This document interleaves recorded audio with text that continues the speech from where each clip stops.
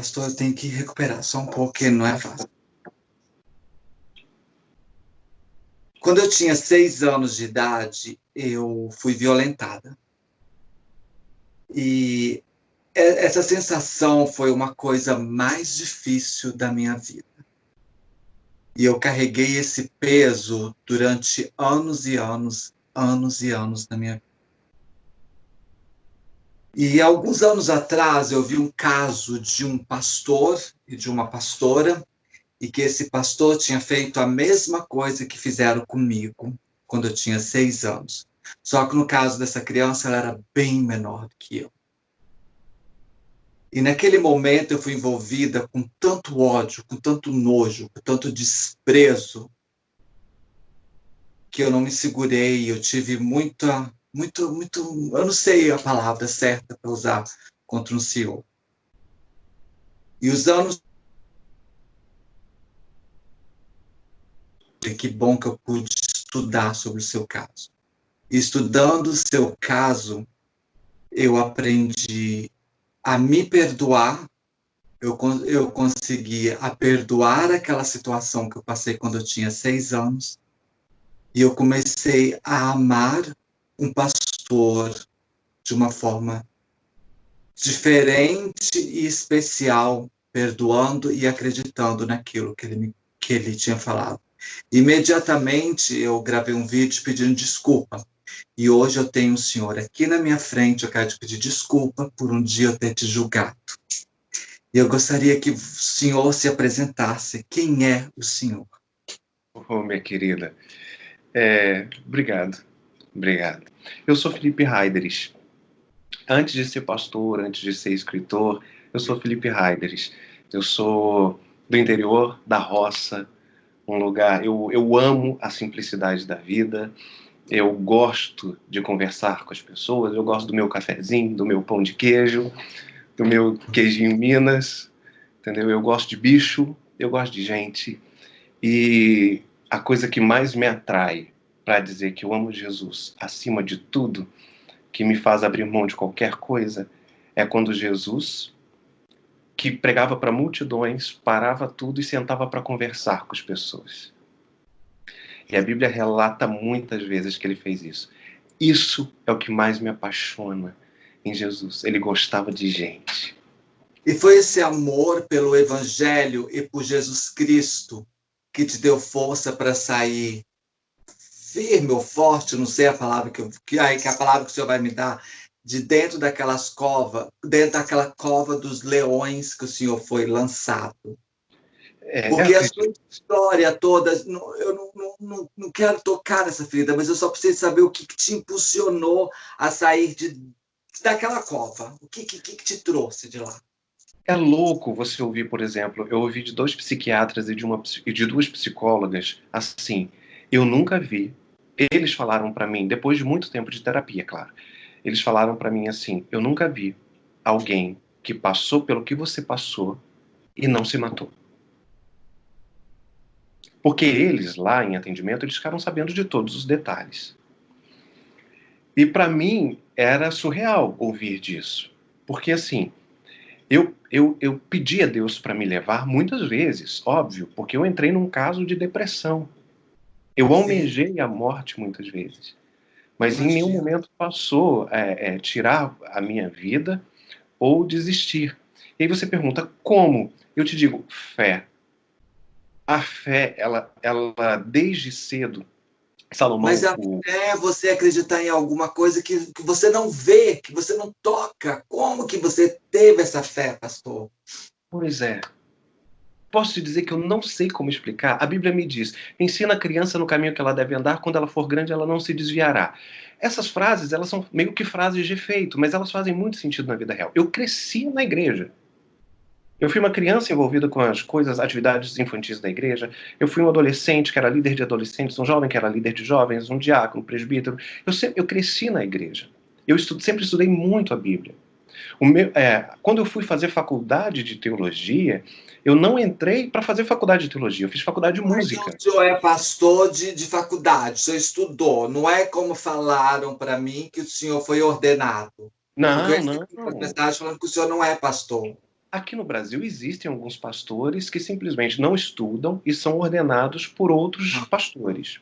No meu Sim. caso, além da ordenação, eu fiz uma faculdade, entendeu? Então, assim, mas eu não entrei para fazer faculdade de teologia. Eu fiz faculdade de música, música sacra. Então, eu fiz coral, arranjos, regência, piano. E no meio dessa faculdade, tinham matérias que a gente dividia com a disciplina de teologia. E quando eu me vi estudando algumas coisas da teologia, eu falei, cara, eu nasci para fazer isso.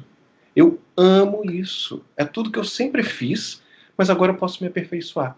E aí eu transferi para teologia. Estudei 5 anos, fiz uma especializaçãozinha em grego e hebraico, depois fiz gestão de pessoas e depois eu fiz mestrado em divindade, que é o campo que estuda todas as manifestações de Deus na Terra. Então, assim, eu não existo sem... eu não tive um momento que eu posso dizer assim, eu vivi sem ter Deus agindo de alguma forma, sem fé. Mas quando você fala de fé, ela trabalha no campo hipotético, no campo imaginário. Hum. E aí, nesse tempo, eu entendi que a fé... O que é fé? Hebreus 11 me diz que a fé é a certeza das coisas que se esperam, na convicção de fatos que se não veem. Vou traduzir para você. Fé é quando você não tem resposta. Fé é quando você clama, o seu mundo desaba e Deus está em silêncio. Você pede resposta e essa resposta não vem. Você pede um milagre, ele a princípio não acontece. Quando você está em silêncio, não tem anjo, não tem profecia, não tem revelação, não tem nada. Ali tem a fé. Porque se você tivesse respostas, você não precisaria ter fé. Você acreditaria naquilo que você está vendo. Agora, Então, o senhor sempre acreditou que você sairia daquela cova dos leões? não, não. Eu acreditei, sempre acreditei que Deus mostraria a verdade, mesmo que para isso eu até precisasse morrer. Quando eu era criança, algumas vezes o meu irmão fazia alguma arte na casa, ou tipo quebrava alguma coisa, e por eu sempre ter a cara da mais esperta, eu era culpada por ter quebrado o vaso, por exemplo. E eu era punida por isso. E por mais que eu chorava, falando que não, ninguém acreditava, porque eu sempre aprontava. E aquilo me causava muita dor.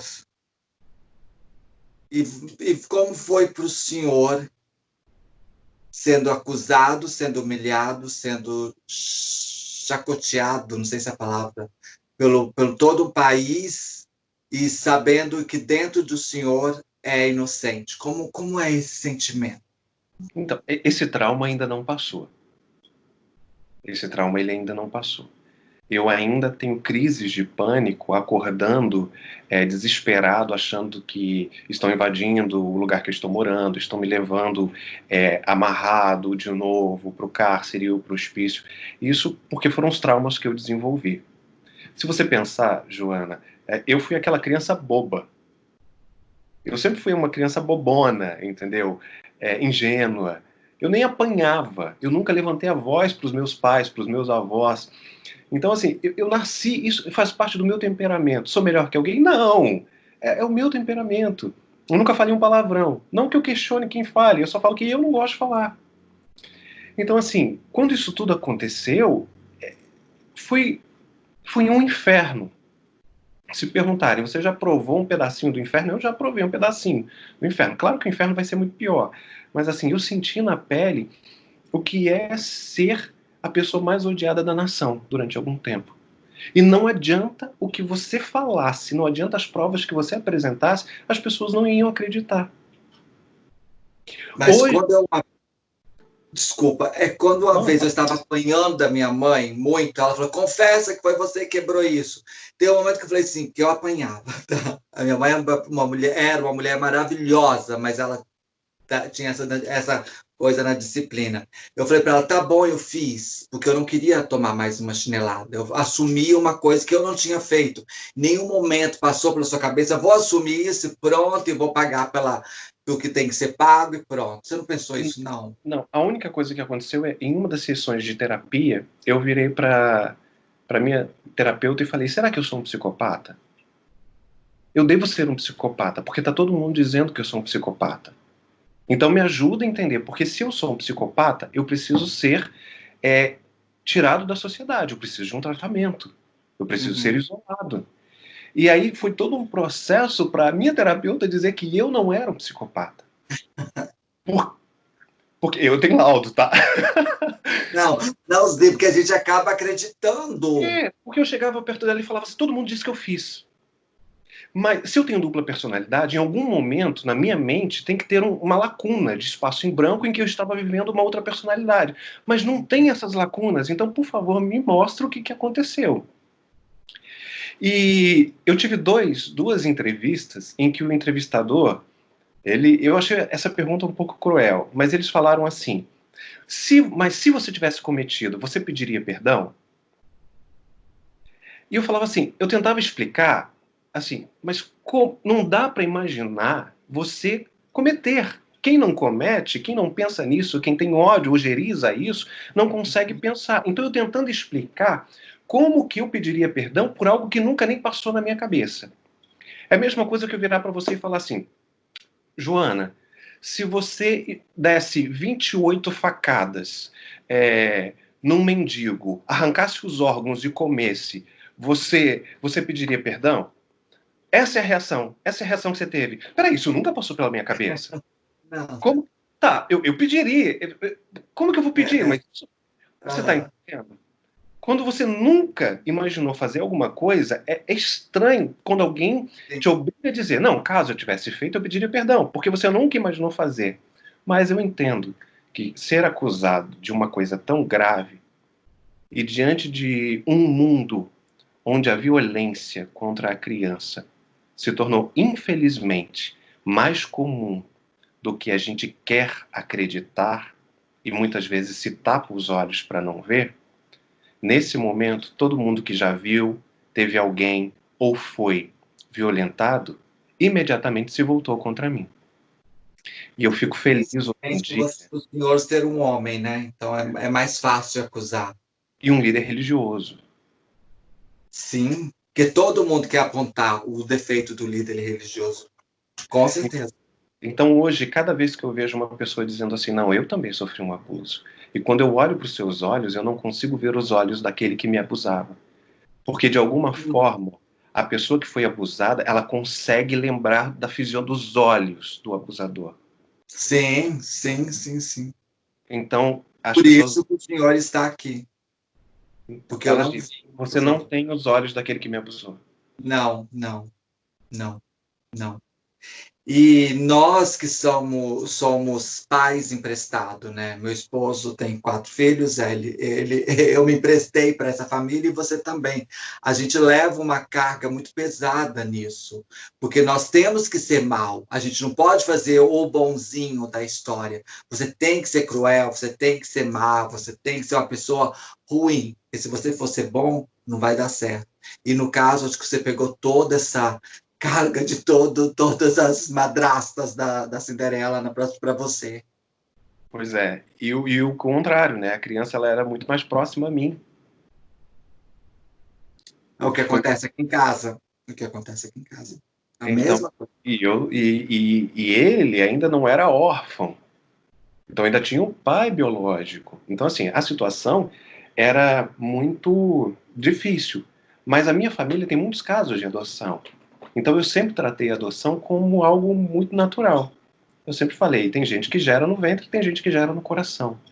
E eu Sim, gerei no coração. sim. Né? Eu tenho certeza disso. Porque todas as entrevistas que eu vi do senhor, o amor vem. Por eu ser mãe do coração, eu sinto o seu coração, eu sinto a sua alma, eu sinto quando você fala desse seu filho, que ainda é seu filho, porque está aqui dentro, está aqui dentro. É muito lindo, é muito lindo.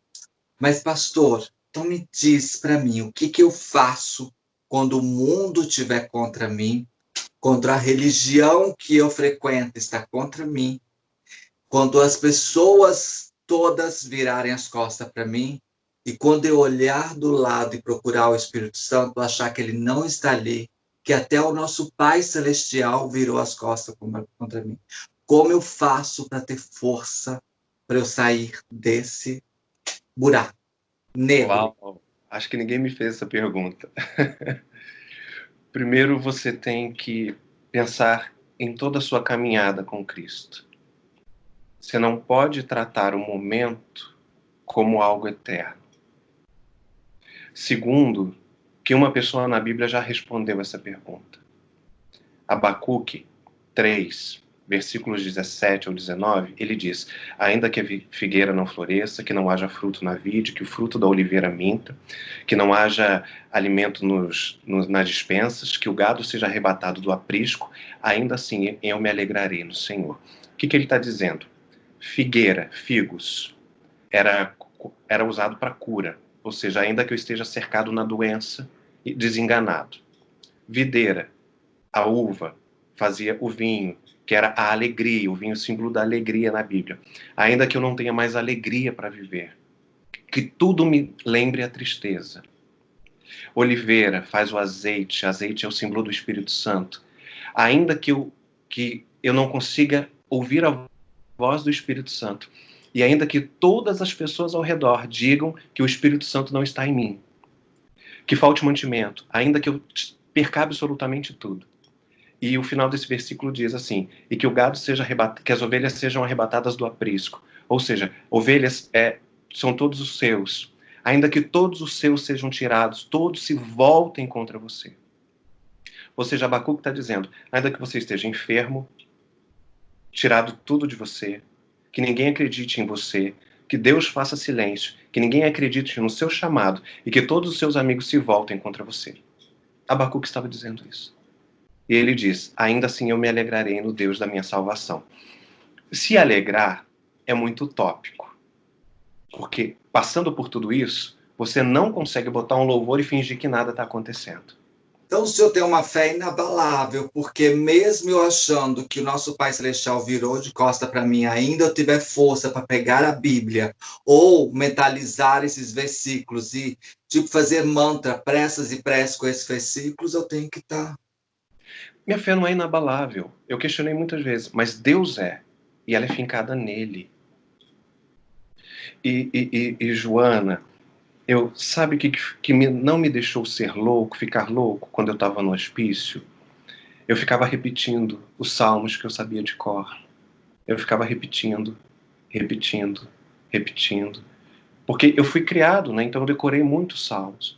Eu ficava, porque eu não sabia que era dia, que era noite. Eu estava numa jaula com muitas pessoas muito peculiares, com uma televisão antiga ligada no máximo para ninguém ouvir os gritos. E eu ficava mentalizando e repetindo os salmos para me manter são. Então assim, você fala, mas isso é uma fé burra. Não, não acho que seja uma fé burra. É uma fé inteligente, porque eu tive todos os motivos para abandonar, inclusive o fato de ter sido abandonado por muitos daqueles que dizem estar em nome de Deus. E eu fui acusado por pessoas dizendo estarem em nome de Deus. E por que o Pai Celestial, já que ele ama tanto esse filho dele, ele tem esse carinho tão grande pelo Felipe, que foi uma criança que na vida toda foi evangelizado, catequizado, que frequentou a escola dominical, que aprendeu tudo. Mesmo assim, o Pai Celestial quis te colocar numa encrenca dessa. Joana, eu me fiz essa pergunta várias vezes. Eu virei para Deus e falei: Deus, eu dei a minha vida para o Senhor e como pagamento eu recebi isso? E se a gente for olhar, o próprio Jesus nunca fez nada de mal. Não. E ele também veio para sofrer, para morrer, para nos dar a salvação. Você está dizendo assim: você está dizendo que a salvação vai vir igual a você, porque você está sendo a representação de Jesus? Não, nada disso. Eu estou dizendo assim: eu sempre quis parecer com Jesus. Eu sempre falei: Jesus, eu quero parecer com o Senhor. Eu quero parecer com o Senhor como o Senhor reage com as pessoas. Eu quero parecer com o Senhor como o Senhor tratava os pecadores. Eu quero parecer com o Senhor como o Senhor lidava com as pessoas que são rejeitadas e renegadas pela sociedade. No entanto, que na minha igreja não tinha exclusão. Eu pregava a Bíblia, mas a igreja era uma igreja que era aberta para qualquer pessoa que quisesse ouvir sobre Jesus. Isso é muito bom. Não havia discriminação. A gente não estava lá para apontar. A gente estava lá para mostrar Jesus. Que lindo. E ensinar a Bíblia. E aí, quando a gente fazia alguma crítica, algum apontamento sobre o pecado, a informação era o seguinte: é o Espírito Santo que convence. Jesus resumiu a Bíblia em 2 frases. Perguntaram para Jesus: o que eu faço para entrar no céu? Jesus resumiu tudo em 2 frases. Ama a Deus sobre todas as coisas e ao teu irmão. Se você fizer isso, tá bom. Eu sempre quis parecer com Jesus, mas eu nunca imaginei que Jesus também me daria a graça, que eu ainda não consigo perceber que é uma graça, de me parecer com ele também nos sofrimentos. Que é aquilo que Paulo diz: recebemos a graça não somente de crermos nele, mas também de padecermos por ele. Eu acho que cada vez que eu ouço alguém dizendo muito mais do que simplesmente desculpa, mas dizendo assim, olha, palavras como a sua, eu consegui entender coisas em mim que estavam bloqueadas. Isso dá um sentido para o sofrimento. Porque a Bíblia, o que eu creio, ela diz que todas as coisas cooperam para o bem daqueles que amam a Deus. Só que na prática a gente não entende isso. A gente não quer ter uma vida com angústia, com sofrimento. E quando as coisas não estão cooperando aos nossos olhos, a gente não consegue entender. Então, quando você fala, me perdoa por julgar, isso faz um sentido porque é muito do que eu preguei uma vida inteira. É muito do que Jesus ensinou uma vida inteira.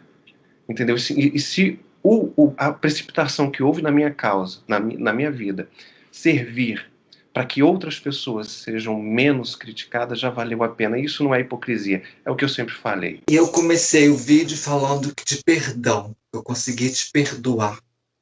Você conseguiu perdoar? No início, não. No início, Não, não. Hoje sim. O perdão, ele não é um sentimento. Ninguém acorda dizendo assim, eu quero perdoar quem fez tudo mal contra mim. Isso não existe. Uhum. Inclusive, eu tenho até uma pulga atrás da orelha com pessoas que dizem assim, eu perdoo muito fácil. Não. Pessoas que falam isso para mim, eu fico assim, nossa, é muito estranho ouvir isso. Eu vou pedir a fórmula. É muito estranho. Eu tenho uma facilidade tremenda de perdoar qualquer pessoa, qualquer coisa. Eu tenho esse amor todo. Nossa, eu não tenho esse nível de evolução ainda não. Porque o perdão, ele não é um sentimento. Você não acorda desejando perdoar quem te fez mal, quem te tirou tudo, quem te destruiu, quem ofendeu, matou, dilacerou a sua família. É uma atitude. Você acorda de manhã e diz, Deus, eu não consigo. Eu tenho ódio, verte rancor, verte dor em cada poro do meu corpo. Mas eu preciso do Senhor. Que o Senhor me ajude. Porque senão eu vou passar uma vida aprisionado a isso. E se eu não me libertar deste passado, eu nunca vou conseguir avançar. Eu nunca vou conseguir ser feliz. O perdão é uma atitude, é uma questão de inteligência, é uma questão de obediência, é uma questão de amor a Deus. E você faz isso um dia, 2 dias, uma semana, um mês e nada muda. Você continua odiando. Até que depois de, sei lá, no meu caso, 6, 8, 1 ano, começou a ser menos intenso. Acho que levou uns 2 anos para eu começar mesmo um trabalho de me libertar, Nossa, de então doar. você é bem vivido, que bom. No meu caso, demorou uns 40 anos, que eu não sinto aquela dor. Porque, no meu caso, o ódio, não sei se era ódio a palavra certa, mas aquela dor, aquele ódio me causava uma dor, assim, uma dor que eu carregava comigo. Que é Aí, uma agonia, porque aperta o peito e te falta ar. isso. Eu não podia imaginar a situação. Hoje em dia eu falo, se eu te contar detalhes, eu posso me emocionar, mas depois que eu saio da terapia, não tá mais aquela coisa me consumindo. Mas E aí, perdoar também não é deixar de chorar, deixar de sentir. não. Disso, porque você continua sendo humano. Quem não sente é o psicopata. São pessoas que não têm sentimentos. Tá. Mas aí o senhor saiu, o senhor buscou, pelo que eu entendi, foi o Evangelho, foi a Bíblia, foi as coisas que o senhor foi instruído na vida toda que te tirou dessa cova. Mas aí quando você sai da cova, você continua vendo um monte de leão tudo urgindo ali, querendo pegar um pedacinho do Felipe. Não estou satisfeita não, ele está com os trapinhos lá ainda, vou querer aqueles trapinhos dele de volta, vou continuar essa guerra toda.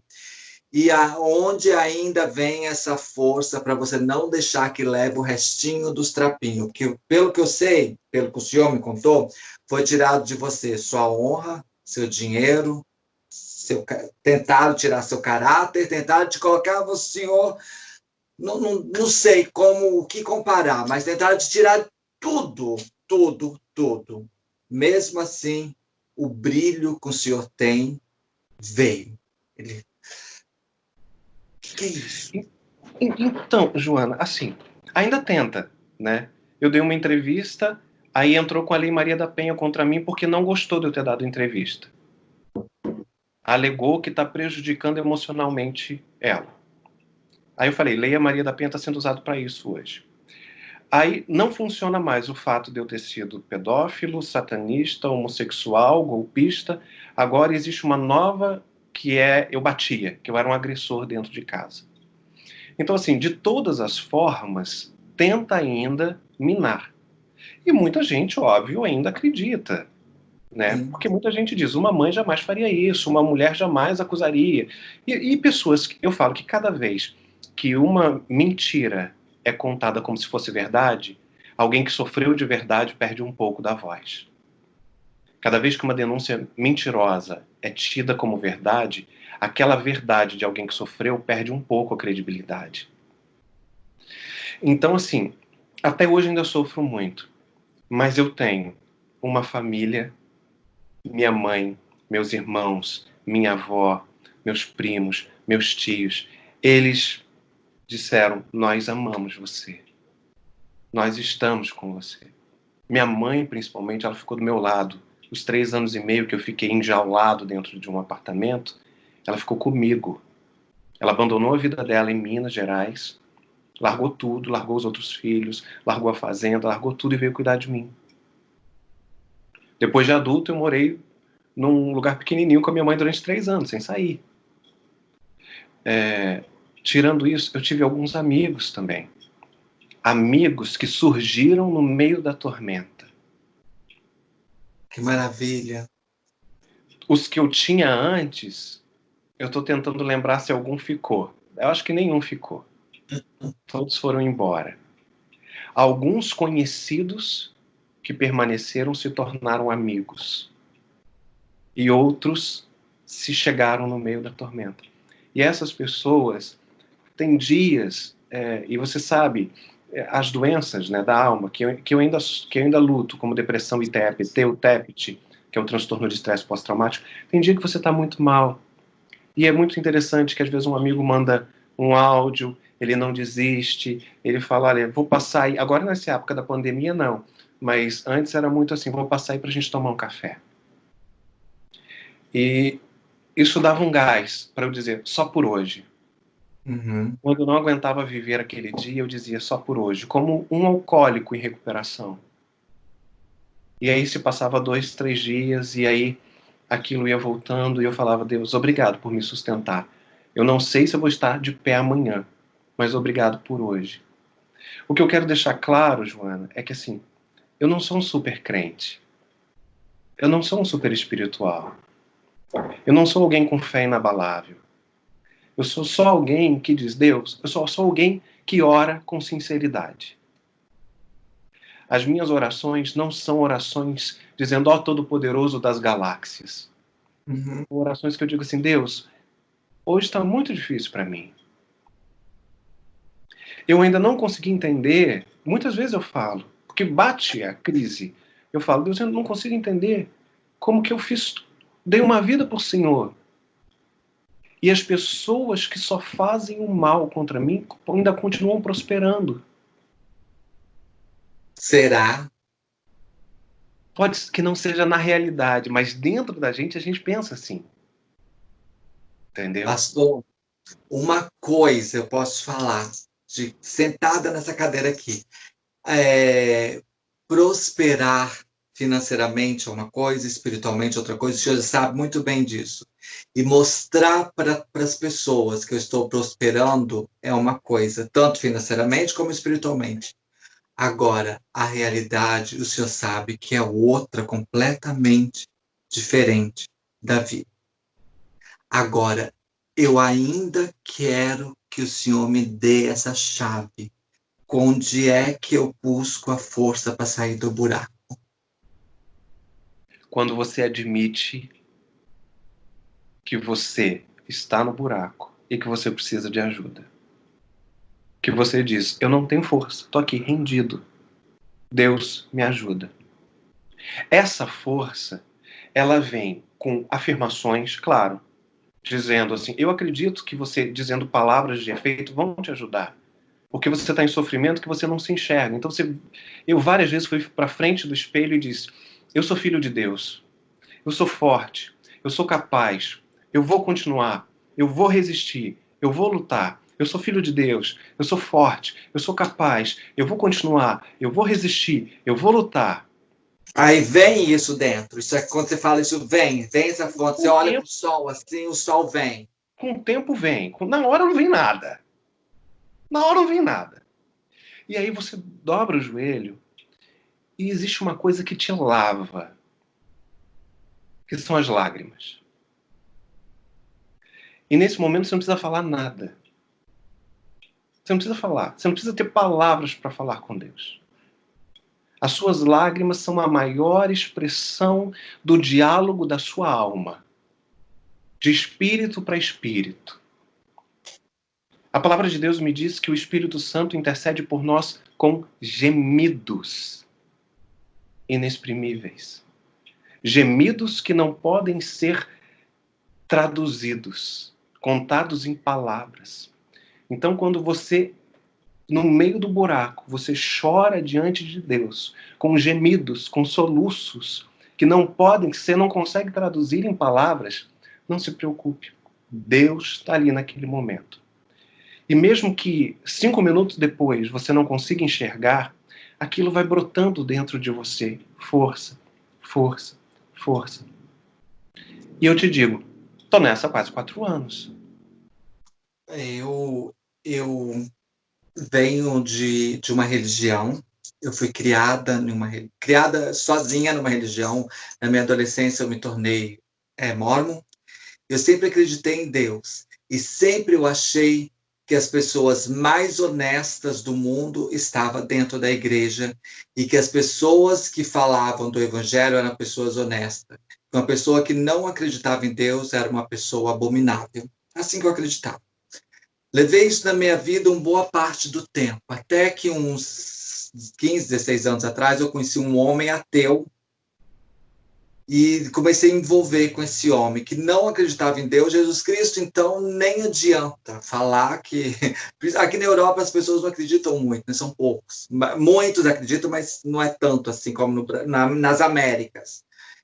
E então, mas mesmo assim tinha algo que me atraía nesse homem, mesmo assim tinha algo muito grande que me atraía nesse homem. E durante todo esse tempo de investigação que eu fiz nesse homem, nada que ele fazia demonstrava que seria um homem sem caráter, ou um homem que poderia violentar alguém, matar alguém. Muito pelo contrário, um homem mais justo que eu vi, e quando eu me percebi, estava completamente apaixonada por ele. Só que a palavra Deus não era do nosso... não podia ser comentado, porque se a gente falava, ia ter um conflito, e assim foram passando o nosso tempo. Até que, acho que uns 5 anos atrás, nós fomos em Fátima, acho que uns 5 anos atrás, nós fomos em Fátima, e lá em Portugal, para visitar, tipo fazer vlogs para a internet. E lá em Fátima, um lugar simples, um local simples, nada de extraordinário, mas lá aconteceu uma coisa extraordinária, que o meu esposo saiu daquele local falando que ele acreditava em Deus e que ele tinha certeza da existência de Deus, Jesus Cristo e o Espírito Santo. E a partir daquele dia nós começamos a orar na nossa vida todos os dias para que o Senhor pudesse nos abençoar e dar força para que nós pudéssemos acreditar em nós mesmos. E eu acredito, pelo que eu ouvi do Senhor, foi a oração e essa fé que o Senhor tem em Deus que te move e que te sustenta a enfrentar essa situação tão difícil, que eu tenho certeza que a música que você quer mais ouvir é aquela martelada assim, absolvido. Aquela martelada final. Eu fui absolvido e em primeira instância, eu recorri em segunda instância. A segunda instância ela não muda a sentença, né, para condenação. Ela muda para absolvição. Mas porque você não coloca novas provas, você não pode acrescentar mais nada. Então, assim, é só uma averiguação. Mas eu acho que nós precisamos aprender. A maior dificuldade do ser humano é aprender a ser feliz, apesar das circunstâncias. Porque qualquer coisa hoje em dia nos tira a paz. E nós vivemos numa sociedade, numa geração de tão dodói, tão melindrada emocionalmente, que a gente perde a razão, o controle e a paz com qualquer coisa. Uhum. Então, se alicerçar nos dias bons também ajuda a passar pelos dias maus. E se você perguntasse para mim há 4 anos atrás e contasse a história de alguém que passou pelo que eu passei e falasse assim, você aguentaria? Eu diria não. Sabe por quê? 2 dias antes disso tudo acontecer, a minha pregação foi numa igreja em São Paulo, foi sobre Jó. 2 dias antes. Não, 3 dias antes. Foi sobre Jó. E no final da minha pregação, eu falei, irmãos, eu quero confessar para vocês. Eu acho que se Deus tivesse me colocado no lugar de Jó, eu não teria me mantido fiel.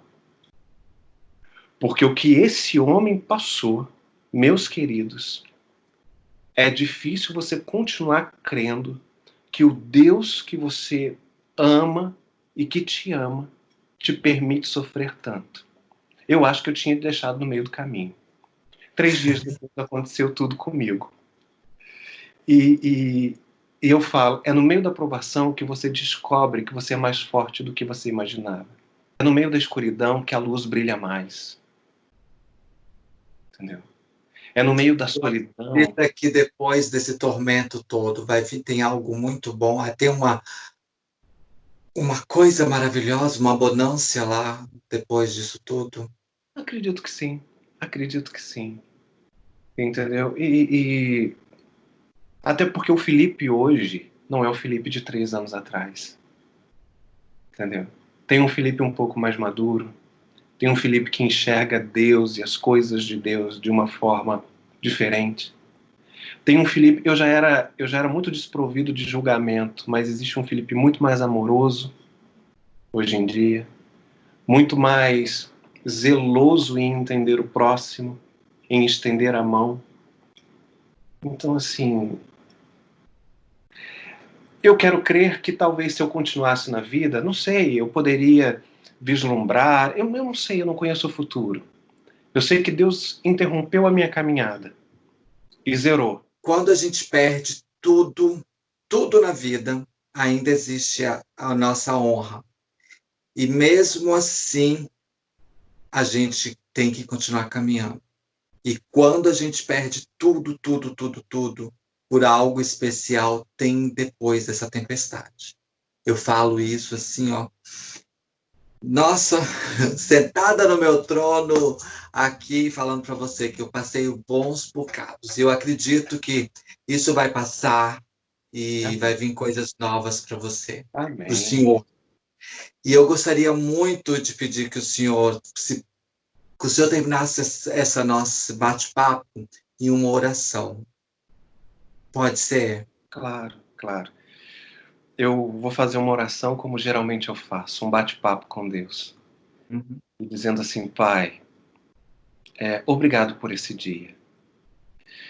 Mesmo que eu ainda não entenda a gratidão desse dia, porque quando eu ligo a TV, quando eu vejo a internet, parece que só tem coisa ruim.